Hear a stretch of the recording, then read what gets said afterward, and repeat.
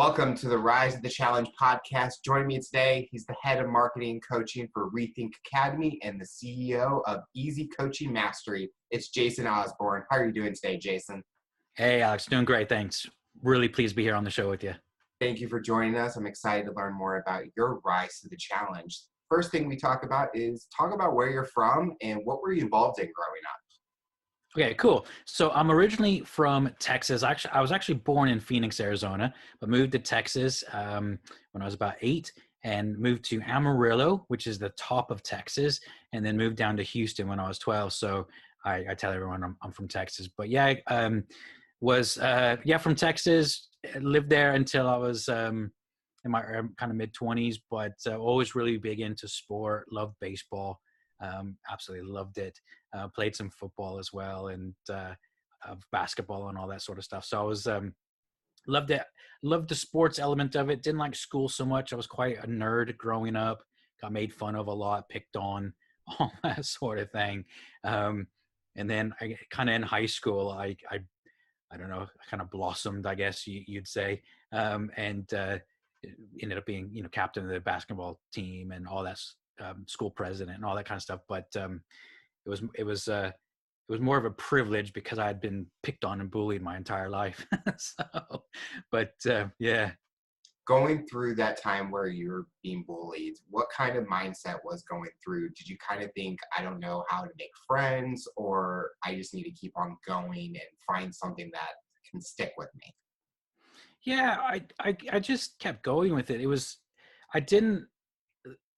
So I see some people that go through and are bullied a lot, and they kind of cower and kind of pull themselves away from loads of stuff. And I didn't do that so much. I mean, there was an element. I mean, you're not gonna, if you know you're gonna get bullied, most people don't proactively put themselves in opportunities to be bullied. So I wasn't doing that, but I definitely was. I went out and said, I'm just gonna be me. And you're learning how to be yourself as well. And kids can be quite cruel. And, I'm sure I was probably cruel to people as well. I can't remember purposely trying to be cruel, but I guess we all are in our own ways sometimes.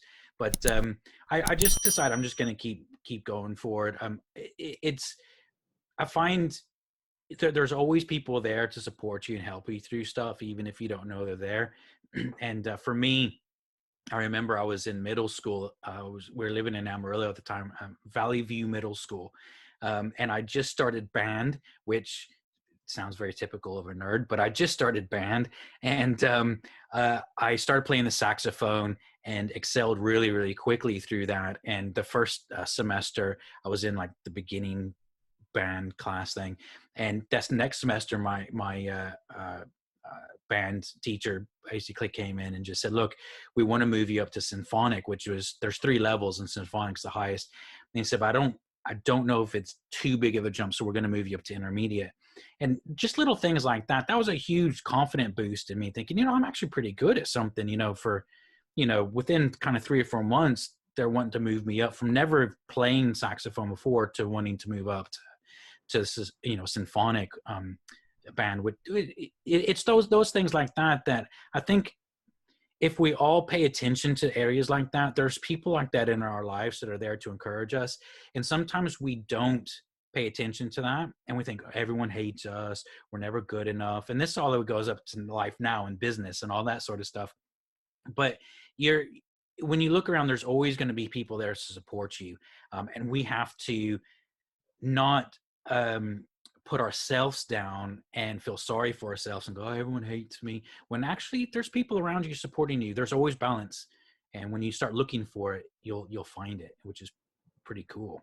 So I love that you talked about the band and kind of like I was in band and I played the French horn, and it was kind of like the same thing. I had the same situation where they wanted me to move up, but I was like, nah, I'm good with concert band. Like, it made my schedule easy, and I was able to help like mentor the younger kids in a way. So it was kind of like they kind of had that mindset where, okay, he can help the future in a way. So I kind of liked hearing your story about that. And one of those things is where people support they kind of support in different ways. Everyone may not be out there saying, I support you. They might be kind of low key.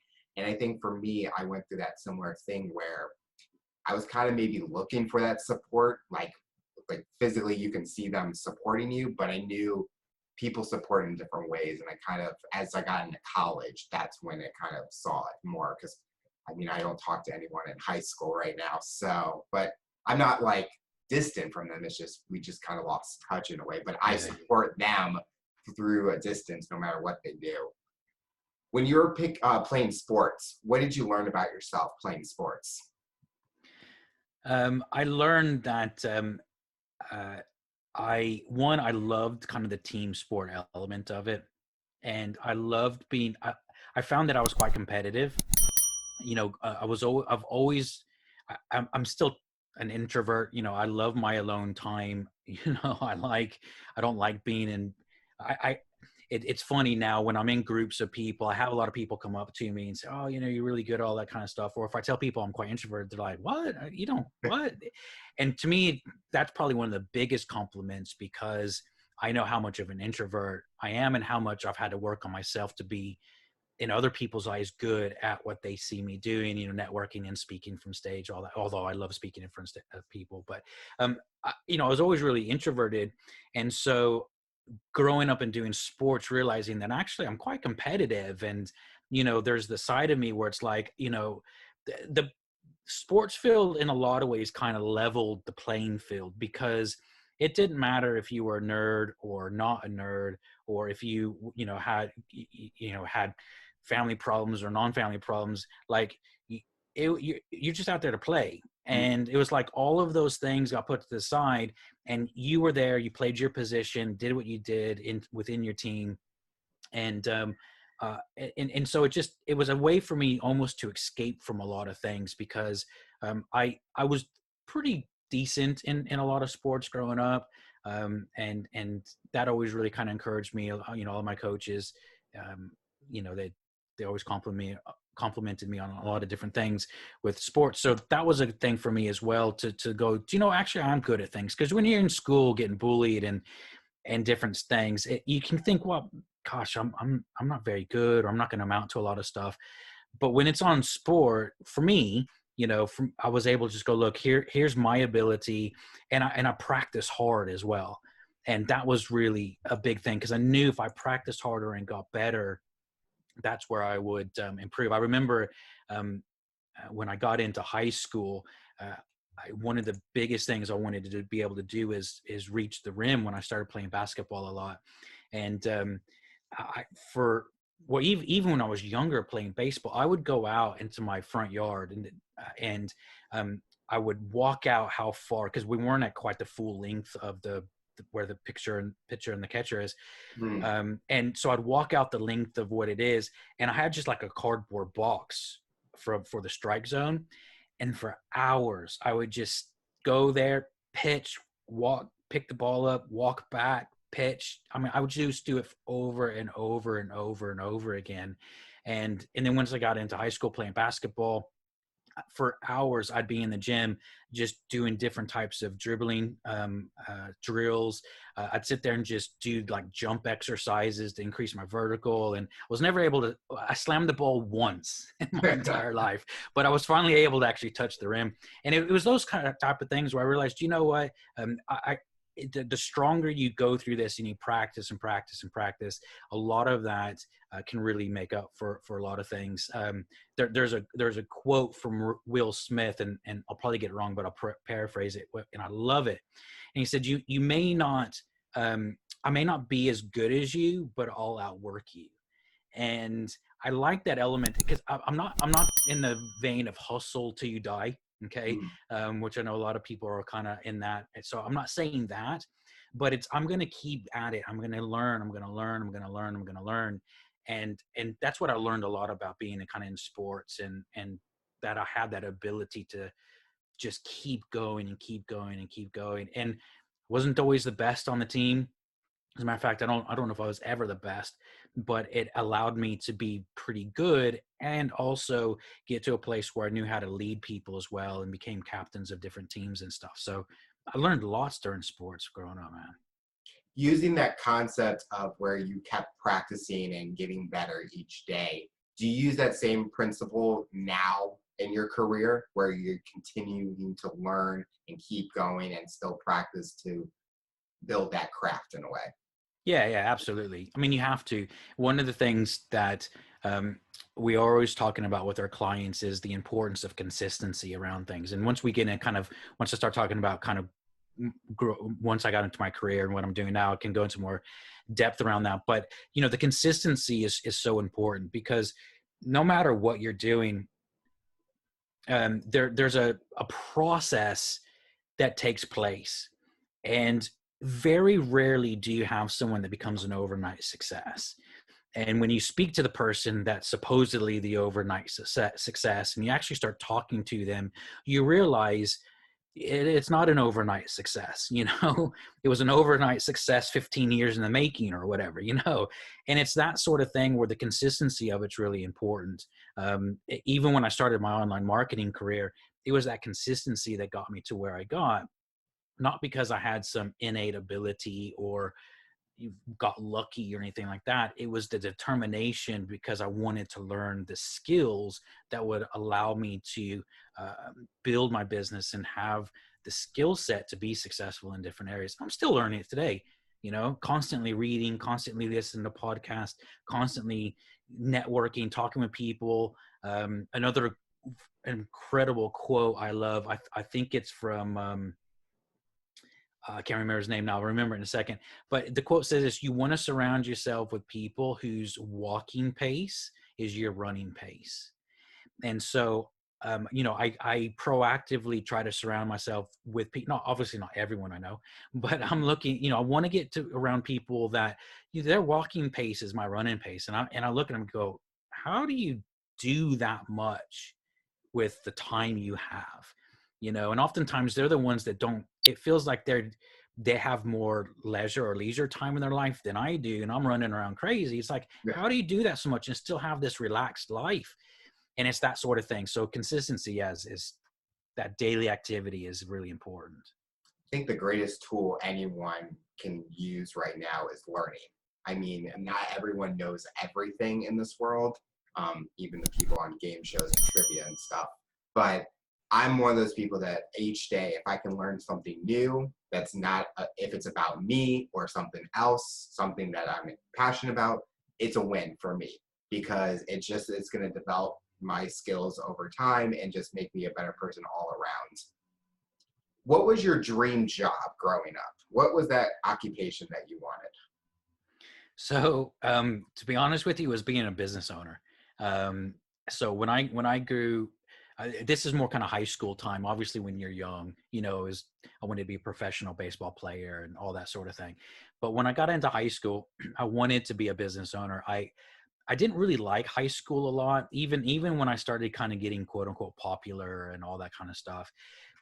I just wanted to go out there and actually do real world stuff. Mm-hmm. I wanted to experience business and what it was like to do stuff. And, I went through different kind of phases of, I want to maybe move to New York and live the high city, pinstripe suit type of high flyer type of career. And then I went into, maybe I started studying to get my Series 3 as a stockbroker. And, I kind of did all of those sorts of things. But I started my first business when I was 20. So it was quite young when I was doing that. But that's what I want to do. I wanted to be a business owner. And pretty much my entire life, even if I have been employed, I've always run like a side business because I just love it. And it's what stimulates my mind. If I'm not doing something business, I feel like I'm shriveling up and dying inside, So yeah, that's what I wanted to do.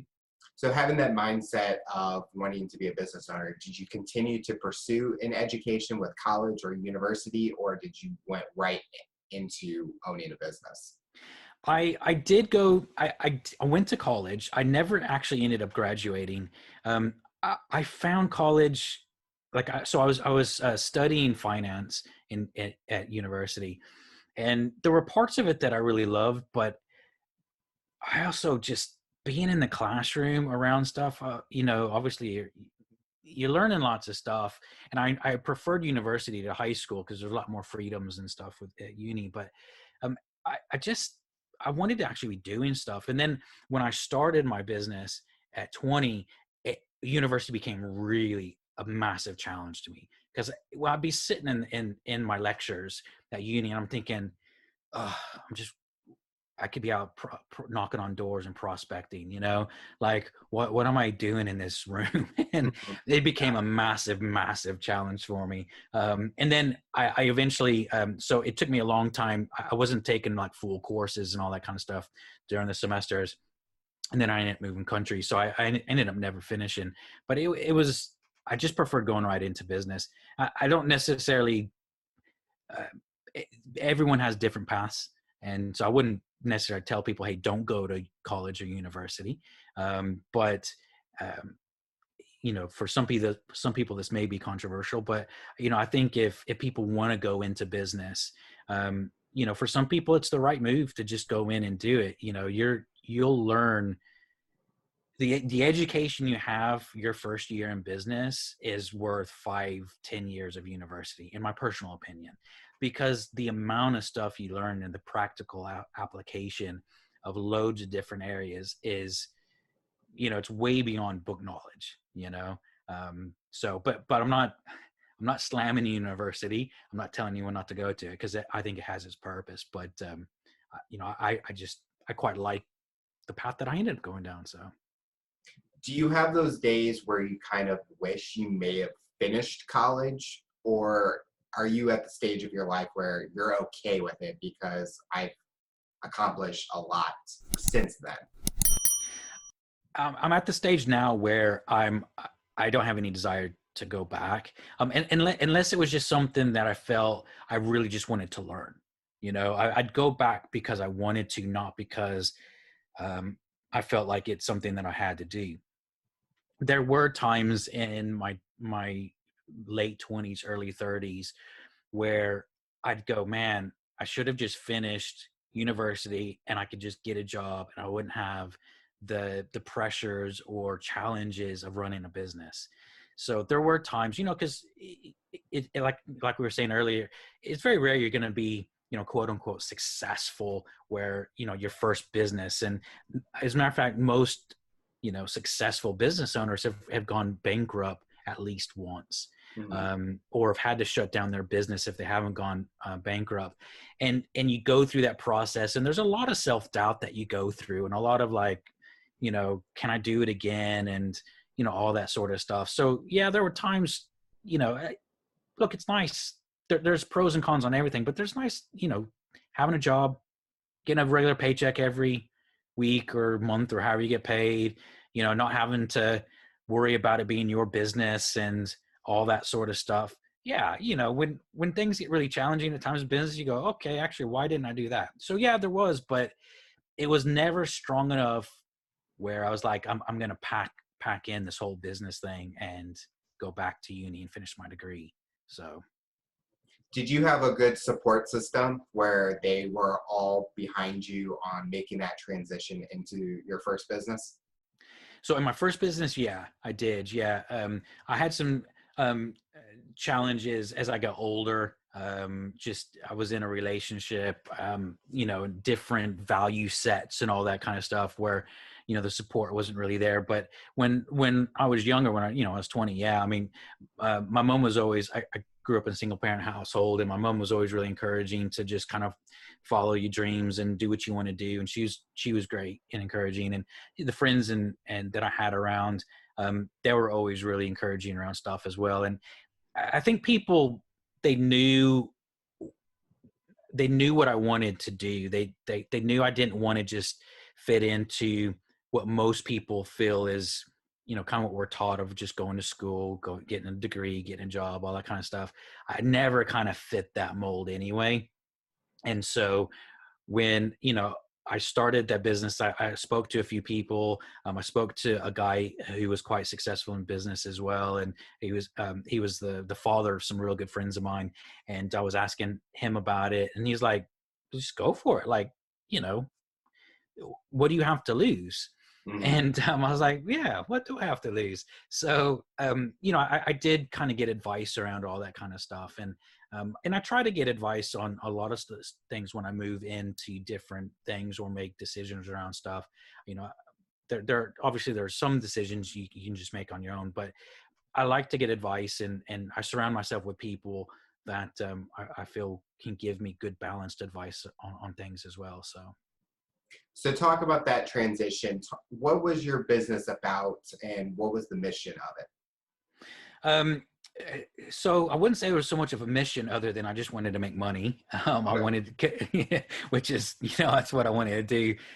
That sounds kind of like I was just greedy. That wasn't it. I just wanted it to work, Mhm. But I started off my first business. I was selling window coverings. And so as I said, I grew up in Houston pretty much. And, there's 5 million people in the Houston Metroplex or whatever. So, when you go around to the housing developments, it's easy to know who your prospect is because they just living in a fishbowl. There's no window coverings on it or whatever. And so for a 20-year-old who was quite introverted, uh, meeting strangers and striking up conversations was a challenge at times. I never really, because I'm quite an analytical person as well, I never, at the time, I didn't really understand the whole reason around small talk. Mhm. you know why. I remember having a conversation with my mom one time when I was in high school. I was like, what's this whole thing about small talk? I just don't get it. Why do we have to talk about the weather or sports when we could just start talking about the actual subject we want to talk about? And she was just laughing at me. I'm like, oh, you'll figure it out one day. So when I started doing this, you go up, you knock on doors, and you go in, and people let you inside your home. And I was 20, and looking back at it, it's like I was a 20-year-old kid that people would I'd knock on their door, tell them who I was, what I do. They let you in their house, and before you can quote them, you have to go around all of the windows and measure them, so how many blinds are going to be done, the size of the blinds, all that kind of stuff, so you can start getting them quote. Then based on the type of blind they want as well, they just let me free in their house. Wow. I'm just walking around as a 20-year-old kid with a tape measure and a notepad, writing down, okay, room one, size of the windows, so many inches wide and long, and all that kind of stuff. And sometimes I'd be sitting there going, I could just literally be robbing people left, right, and center, and they wouldn't know. And so that was really interesting to me, that people would let a 20-year-old kid into their home and just let them roam around and have no idea what they're doing. And then going in and sitting in their living room after you've done all this and give them a quote. You ask them what type of blinds they want, you go through it, and then you quote them and all that. And at the time, your average order would be anywhere between like $1,000 and $5,000. Wow. And I required a 50% deposit down. And very often, I'd be walking out of people's home, having met them an hour and a half before, and I'd have a check of, between $500 and $2,500 in my hand. I mean, this is, we were still doing checks back then. You know, and I'd walk around thinking, this, $1,000, they don't even know me, Yeah. and obviously then the blinds have to be manufactured and cut to size and all that kind of stuff, and it took about a week. They don't know if I'm ever going to come back, so it was a massive learning experience. I learned loads of different things around customer service, speaking with people, how to feel confident in myself, being in people, just sitting in people's living room and all that kind of stuff. So, and that's what I'm saying. People who go into business, you learn so much, you know, through the lifetime of your business, but particularly those first couple years, it's just unbelievable.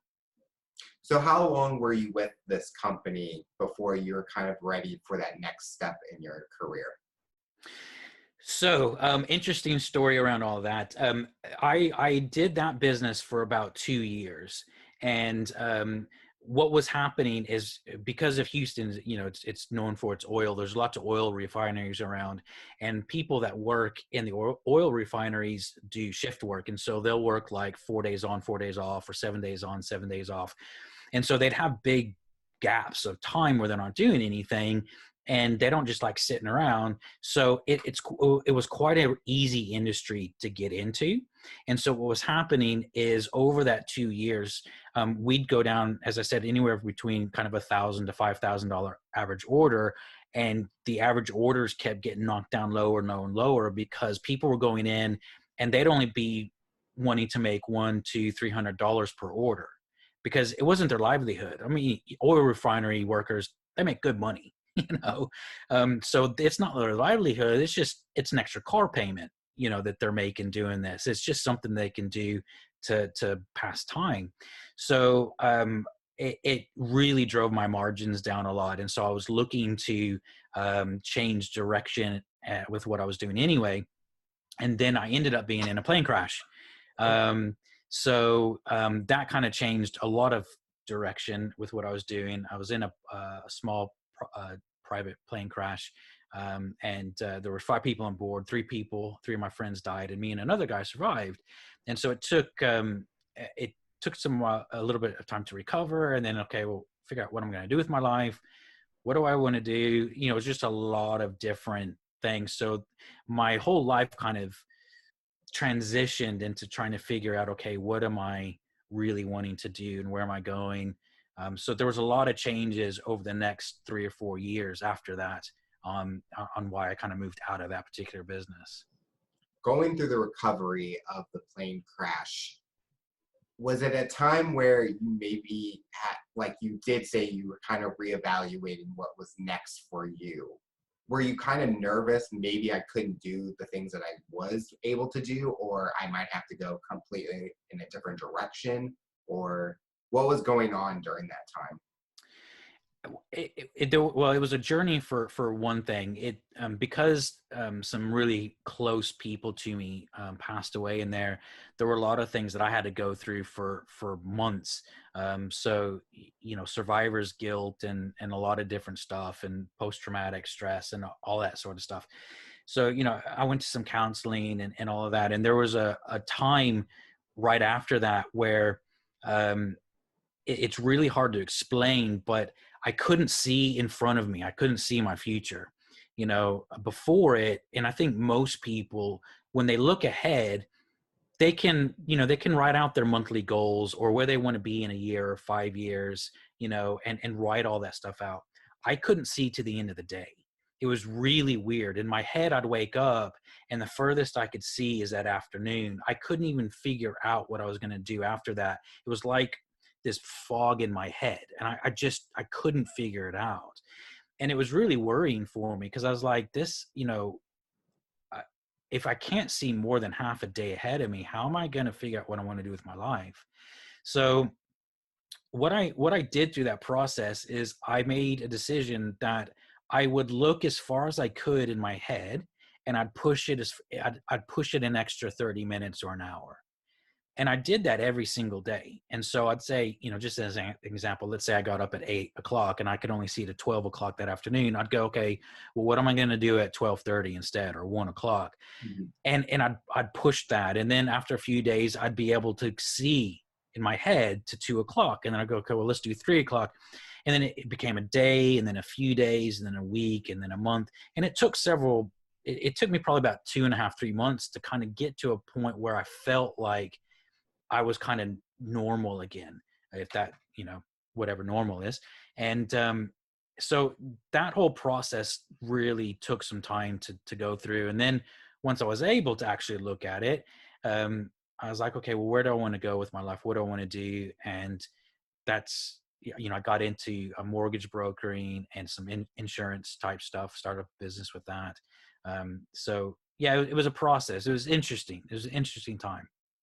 Going back to an earlier topic we talked about, where when you were playing sports and you were practicing all the times in the yard, were you kind of using that concept going through that, where you're kind of pushing yourself to think ahead and you weren't going to stop until you were able to be on that path where you're able to think more in the future in a way?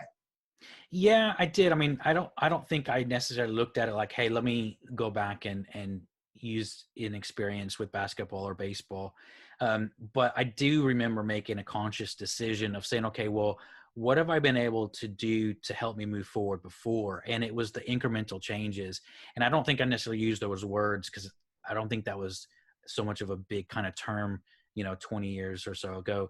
But it was that principle of just making those small incremental growth elements. And I just thought, you know what? I don't know how to get to my final destination in terms of thinking, a year or 5 or 10 years ahead. It just seemed like an impossible task to me at the time. So I was like, well, what can I do? And I think that's the thing, that looking at what I've done in business and also what other people have done that are successful in business, relationships, it doesn't matter. It's they're looking at what they can do every single day. Just what you said earlier, every day, how can you learn just a little bit more every day? And those things add up and they stack, and it becomes Darren Hardy, the compound effect. He wrote The Compound Effect, and that's what it is. It's just those little things that just compound over time. And before you know it, you're so far past it, you forgot you ever had that challenge to begin with. So I totally can agree with that. It's, you kind of forget that you had to overcome that obstacle in a way, and it comes more natural. And I think what we talk about on the show is like mindset in a way, and where people have that mindset of, oh, I'm not going to be able to do this, I can't accomplish this. But you kind of have to get out of your head a little bit and kind of try, push yourself, overcome it any way that you can, or even if it's taking a slow step in a way, like you said. And I even talk about, everyone has a different path. We all get to that end goal in different ways. My goal is to hopefully end up in sports, but I'm taking the long route in a way to develop the skills over time. So when I get into that, I'm able to exceed to everyone's expectations. Talk about how you got involved with the Rethink Academy. okay, all right, cool. So that's been well, probably 13 years in the making now. So I moved to Ireland when I was in my mid 20s. So I moved to Galway, the west of Ireland. And as I've said, I've always been quite entrepreneurial. But when I moved to Ireland, it's a new country. And so I just got a job because I wanted to learn, understand a little bit more around the culture of things. So I'd been to Ireland back and forth, but never lived there. So I don't know, probably a year and a half after I'd moved there, I thought, okay, I feel like I understand a bit more around the culture and all that kind of stuff. Okay, I'm ready to start doing business. So I was looking for your normal kind of quote unquote brick and mortar type of businesses, but I was really intrigued by the whole online thing. Mhm. This was 13 years ago, and overall the online industry is still relatively new, but particularly then it was really, really new. And I was fascinated by the whole idea. How can you build a business online? And so I had studied as a life coach, and I've always been real big into personal development and inspired to help people and all of that sort of thing. And so I started an online business in personal development. Had no idea what I was doing marketing myself. I just loved it, and was fascinated by the whole thing. And I don't think I made any money my first month or my second month. I think I made a couple of it was euros because I was living in Ireland, but I made a couple of euros that first month. Oh, sorry, the third month or whatever, but nothing to write home about or call yourself successful. But one of the things that fascinated me is I was building an email list, and I was amazed that people all over the world were being added to my email list. And I thought, wow, I'm having a global impact on people I've never met and may never meet. And why do they want to learn from me? The whole thing was really fascinating to me. So so I just dove into the whole world of online marketing and how to market what I was doing. And within 18 months, I'd built up an email list of 9,000 people. I was coaching people in 13 countries, and was still trying to learn everything, you know. Mhm. And during that time, I'd gotten to know a couple big name people within the online marketing industry at the time. Some of them were still doing online marketing, and they said, you should start teaching people how to do this now because people want to learn. I was like, learn what? You know, I didn't know what I knew. I was just trying to still figure everything out. And, but I took their advice, and that was about 11 years ago. And in one form or another, I've been helping people online, and help market themselves, whether it's through websites or social media or whatever. And, and so it's been a journey. One of the guys that I met about 11 years ago, he was living in Ireland as well. And at the time, there were hardly any online marketers that I knew in Ireland, like, you know, much less the world, but much less Ireland, you know? So when we found out we lived like 15 minutes down the road from each other, I was like, man, let's go out and grab a cup of coffee. So we met up, became real good friends. We went into business together for a short period of time, and just through a series of things kind of went our own separate ways. Nothing bad. We just went different ways. And I've always stayed in touch with them, really good friends. And so I was looking to kind of get back into some online marketing stuff again, and was chatting with him. He said, look, we're doing some stuff with the company, and I'd really like to have you on board. I think there's some space for you that you can help us with. So I started up a business again. Well, obviously, like I said earlier, I've always had kind of businesses off and on with online marketing, but I'd started up a separate business and started working. Part of what we were doing, I was contracted out with Rethink Academy and helping them with their marketing and their coaching. And so primarily what I do with them now is I look over all their coaching programs. We have hundreds of people every year that come through, and we help individuals either start up an online business, or people who are already having a business, showing them how to use social media to just grow their businesses. So it's pretty cool, man. My area of specialty, my area of expertise, if you want to call it that, is LinkedIn. So I really, I work with people day in and day out around LinkedIn and showing them how to generate great, amazing, high quality leads from LinkedIn. So it's cool, man. So that's what we're doing with Rethink Academy. It's fantastic. And we're seeing a lot of amazing successes and people growing their businesses, and it's a lot of fun. When you're working with these entrepreneurs and these businesses, what's the biggest challenge you're seeing that they're having problems with in social media? So there's probably two or three biggest ones. The main one that I see a lot of people do, and I talk about this all the time, is people put themselves in what I call a commodity market. So they lump themselves in with a group of people. And what happens when you put yourself in a position of being a commodity is you compete on price. So one of the examples I always give, because I think a lot of people can just understand this, is personal trainers. Okay. So everyone knows where to find a personal trainer, right? It's at your gym. You know that. You go to your personal trainer, you ask them, can you help me? And what do you want to do? Well, it's either I want to lose weight or I want to add some muscle, right? I mean, that's usually two things. And what do they say? Yes. Like, of course, that's they've been trained to do that. What's the what's the next question out of everyone's mouth pretty much? Well, how much? And what happens then is you start shopping around. And because there's nothing that necessarily differentiates one personal trainer from another, you're a commodity. And so you usually go with the cheapest or the one right above the cheapest, because you don't want to be a cheapskate, right? So you compete on price. So what happens then is as soon as you put yourself in a commodity market, there's always going to be somebody cheaper than you, which means you're competing on price and you have to drive your prices down to compete.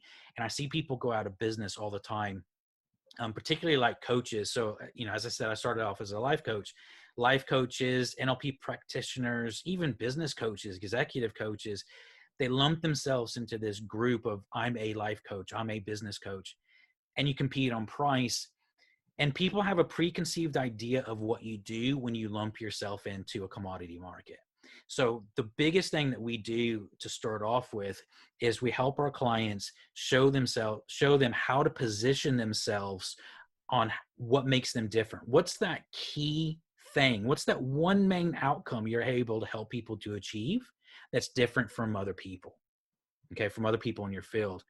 Once you land that and you structure that properly, it changes the whole entire game of your marketing, because you're able to speak to your ideal prospects. It's very clear what you're able to help them to achieve. You're not trying to be all things to all people anymore, which is a big mistake. And you're able to then create marketing, whether it's posts, podcasts, brochures, if you're doing brochures for whatever business you're doing, right? Whatever you're doing, it helps your marketing and be very specific to your target market and how you can help them. So that's the biggest mistake. And to be honest with you, Alex, even marketing people I see do this all the time, and they just say, oh, I'm a marketer. I can help you scale your business. Well, yeah, I hope so. That's what marketers do, right? Yeah. So what makes you different from every other marketer out there? So that's the number one thing I see people making a mistake in. I think I can definitely relate, not me as a business person, but from being on the other side, trying to find, like, being the person asking the personal trainers, what's your price and all that. And I definitely can notice that with the stuff I've looked at is, well, you're basically the same thing and you're kind of different prices. What makes you better than the other person? And I'm one of those people, I always do the research and reviews and stuff and look at those things. But that's an interesting point that a lot of people in the business world are going through, where they have to put themselves out there, but they don't want to reduce their prices, because everyone thinks the easiest option is, oh, just lower your prices. But you got to make money somehow. You can't just lower the prices, because then your margins are off.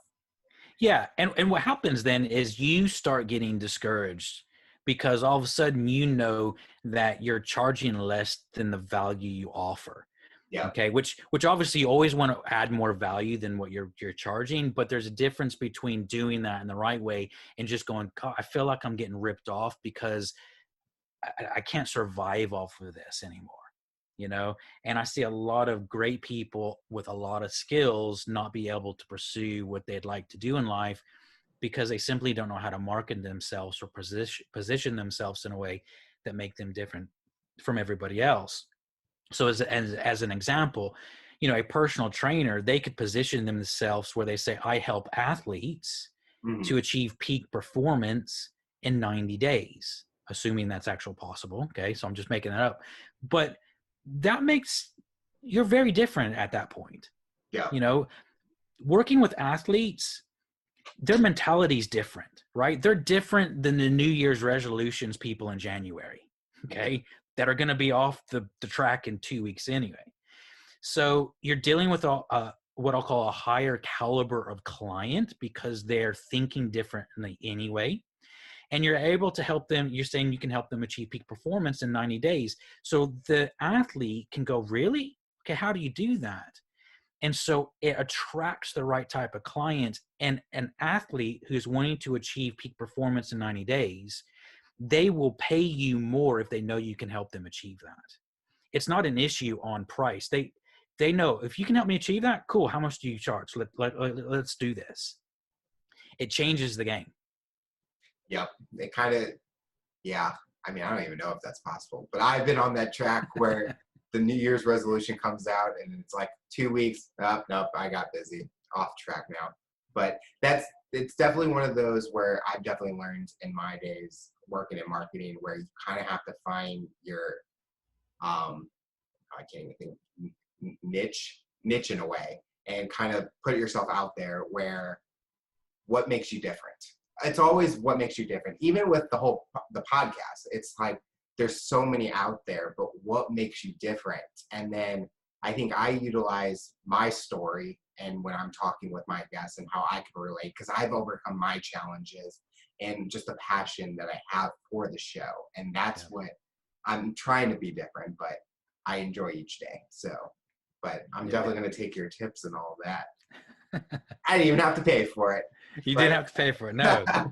So during this time with Rethink Academy, did that give you the opportunity to start your own business with Easy Coaching Mastery, or did it kind of fall in a different area or time frame? Well, so it's my, it allowed me to start up a new business because I'm contracted out with Rethink Academy anyway. So, like I have to have my own business because it's my business, what I do. So I'm just contracted out with them, just like I'm contracted out with other clients to help them with what they're doing. But it allowed me to get really focused on what I love doing, and which is helping people to position themselves on the internet to build and grow their businesses, which is the overall scope of what we do. But even within that, what I really love doing is just helping people, and it goes back to the whole thing why I started up with the life coaching side of stuff, because even when you're in business, I mean, look, I can tell you which buttons to push, right? Like, it's easy. You do this, do it in this order, right? The reason why most people don't succeed with this is because of their mindset Mm-hmm. and that consistency, which we were talking about earlier. So they go in, and it's something that I regularly talk about to my clients, because no matter what we do in life, whether it's a business, whether we buy a course and we think, oh, this is going to change our lives, or whether it's a new relationship, oh, I finally found the one, or started a new job, even like, oh, that job, I hated that one. This new job is going to be amazing. What happens is we go into these situations, particularly when you start up a business, it's exciting, it's fun, all that kind of stuff. But what happens is at the beginning of that journey, we tend to put it up on a pedestal, and we look at all of the benefits that it's going to give us, or we think it's what we perceive it's going to give us. And we look at it and we think, oh, this is the answer to all my problems, all my financial worries, or, this person's the answer to all my relationship goals and all of this sort of stuff. And we look at it from all of the positives, none of the negatives, all the upsides, none of the downsides.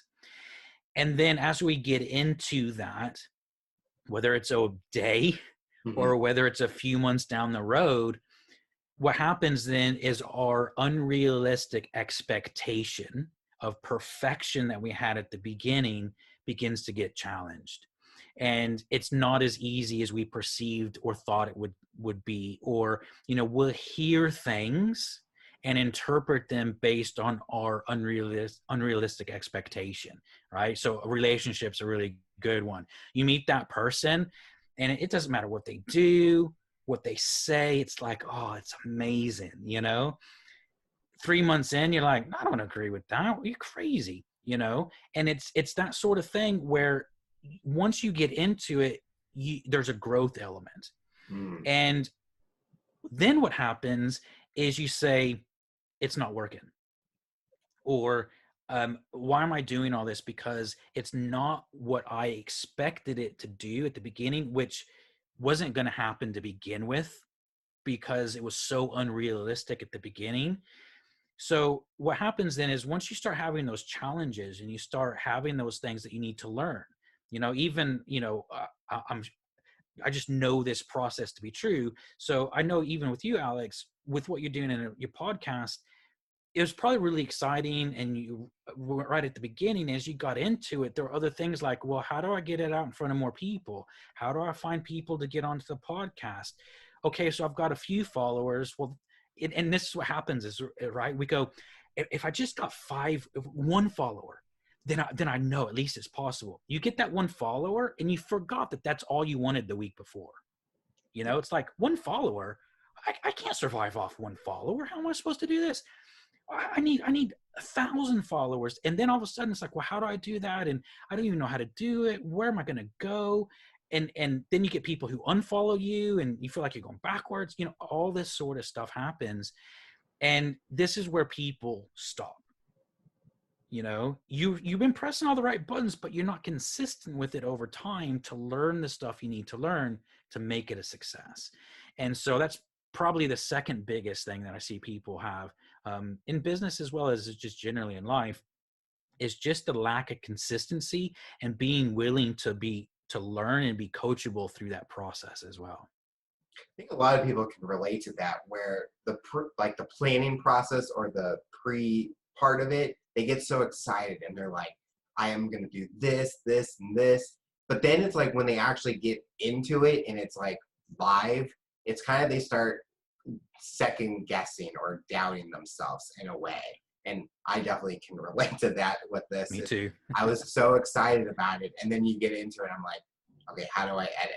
I don't know how to do this. How do I schedule people? How do I interact with people's like agents and PR people? And it's kind of like, okay, for me, I had to learn. And that's a great tool right now is the internet and networking. Those were the opportunities where I could learn how to do this so I could become better at it, because I'm one of those people, I don't give up. I'm going to keep fighting until the day it stops. But I don't think about the day it stops. I'm just going to keep going further and further and further. And it's one of those things where, and even in businesses, like you said, with the blinds or your window blinds company, or you didn't get it right away. It kind of had to take time to be able to make that money, or the coaching business. Yeah. I think that's what you meant, not blinds company, because people needed those blinds. Yeah. It took time, but you never gave up in what you were wanting to accomplish. And that's kind of the mindset that we all should have, is we have to continue to fight for what we want. You can't just, when it stops, give up, move to the next. And even from relationships to jobs to friendships, it all works the same way. Yeah, absolutely. Yeah, it's a journey, and you have to go through that process through it. And as you said, be willing to continue to learn through that. Because there's the other element of it is there's the things that you don't know, and you can look back now with your just as your podcast as an example.